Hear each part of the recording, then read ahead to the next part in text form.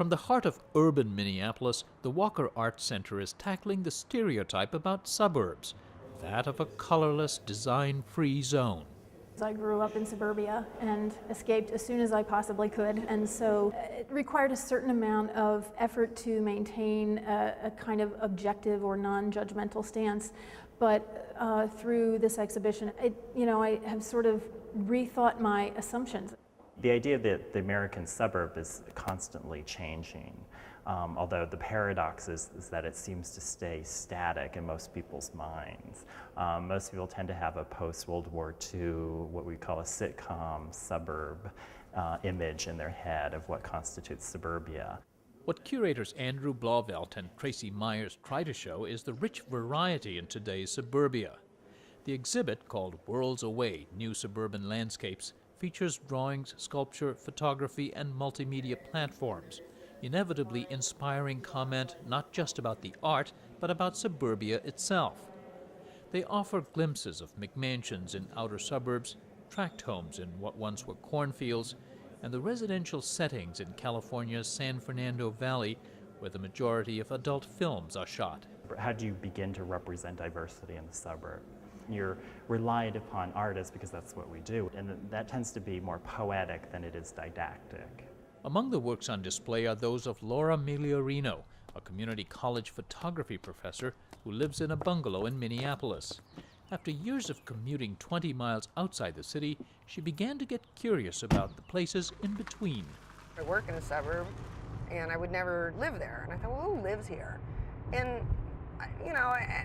I was biased, and I just thought, well, who lives here? People like Tim Pawlenty, and that's who lives here. The governor of Minnesota. To me, was the archetypal suburbanite. He was white, he was middle class, he was evangelical Christian Republican. And I was just asking myself some harder questions. I don't want anyone to, paint all, Italians in the same way, or all gay people in the same way. And so that's how this started. I just started looking around. It's so massively uniform. And I do feel like I'm in the twilight zone right now. Behind the uniform architecture, she found anything but uniform demographics. Same-sex couples, single-parent households, and a diversity of immigrants.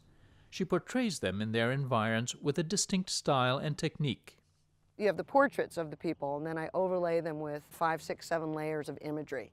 So I have the portrait of the family, and that's one layer, but then I overlay other subdivisions, depending on composition, color, tonality, design, traffic, and even farmland. Curator Blauvelt says the suburbs have become the face of America that would-be Americans aspire to from distant lands. Today's the suburbia is the first choice for immigrants, which is vastly different than, say, in the 19th and early 20th centuries, where the city core was the first stopping point for most immigrants. Here, an American suburb lives in a complex symbiosis with its international twin in a piece called Cross-Border Suburbia. It's depicted in this diagrammatic work by San Diego architect Teddy Cruz. What he's looking at is the waste, literally the waste of America's old suburbs being used and recycled into what he would call the housing, the emergency housing of Tijuana. And then from the opposite direction, he's looking at the influences from Mexico to the United States, and specifically, of course, both legal and illegal immigration, and then occupation and habitation of San Diego suburbs by different cultures. And so this is not exactly an architecture about aesthetics, although I think it's beautiful. It's really more about an architecture of process. The images of Tijuana show comfortable mixed use in sharp contrast to the strict zoning that has dictated how Americans, particularly suburbanites, shop in strip malls and shopping centers. That retail experience is another focus of the exhibit, including this look back at a high point of suburban retail building design from the 1970s. I don't even know what's inside, so I'm going to go in and look. These film images highlight an attempt by the defunct retailer Best Products to set some of its stores apart, to brand itself with buildings that were themselves sculpture. If you watch the film, you'll see people say, looking up at it like they're sort of worried about the building falling down, or the facade with the bricks cascading down the front of the building. I love the fact that that he commissioned a group of people who were committed to bringing art out of the museum into the world of everyday people, into people's everyday lives. Today, big box retailers are the norm in the suburbs, with very little by way of distinctive design. But again, uniform architecture has not meant uniform economics. 7% of malls and big box stores are abandoned, according to one study. Their reuse is depicted in numerous ways here, reinforcing the idea of diversity in the suburbs. For example, the photograph by Julia Christensen of a big box that's been converted to an office for Head Start. Head Start was initiated as a program for the urban poor. And so what that tells us about suburbia is that now there's poverty in suburbia, and there might always have been, but now somebody's documenting it, somebody's capturing it. Other artists have thrived alongside or inside the successful big box stores, where the displays include the candid photographs of Brian Ulrich and the sculptures of Stephanie Nagorka in the aisles of Home Depot. Initially, it was sort of guerrilla art. She would just kind of go in and build these things without permission. Then she started photographing them. These sculptures are now acclaimed after their humble beginnings. I think it shouldn't have been too surprising because artists have always drawn inspiration from the world around them.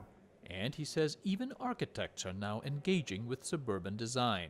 A lot of architects aren't primarily in the design lead when it comes to developing new aspects of suburbia. In those cases, we're looking at kind of retrofit solutions to existing suburban problems. There's one provocative example envisioned in this speculative work by the New York architectural firm LTL. It integrates housing and shopping. Housing is placed on the roofs of big box stores on vast tracts of land. Adjacent big boxes are adapted for use as libraries, schools, and community centers. It's a takeoff on the so-called smart growth policies some cities have adopted to reduce energy use and to increase human interaction. Very often, urbanites in general, and people in my field in particular, are very derisive of suburbia. And what LTL did was sort of take as a given this condition of horizontality, and rather than trying to sort of eradicate it, neutralize it, or otherwise dismiss it, treated it as an opportunity for a new kind of suburban development. It may be a timely opportunity with gasoline at $4 a gallon, but whether and how such radical shifts catch on remains to be seen in what's likely to remain an enduring automotive culture, itself abundantly displayed in this exhibit. Worlds Away moves to the Carnegie Heinz Architectural Design Center in Pittsburgh when it ends its Minneapolis run. It will live on in a companion 600-page catalog.